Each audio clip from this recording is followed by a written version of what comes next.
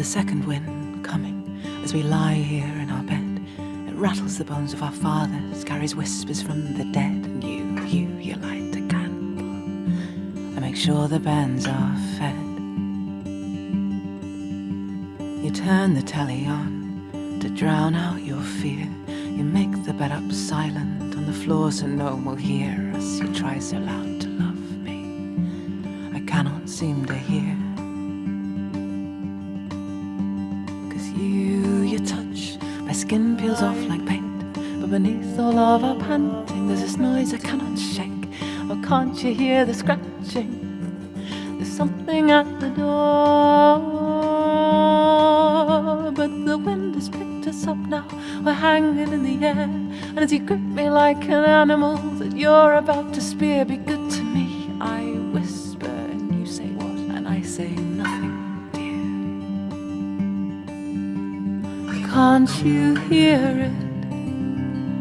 It can hear you. It wants me to.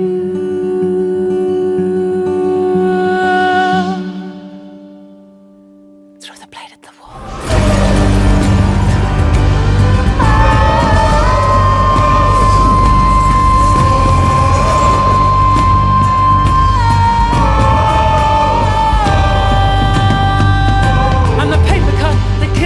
And the priest that you ignored, and the touch you crave, and the plans that you made, but fuck all your plans, I'm bored and can't you work hear that like a dog, day and night. I asked your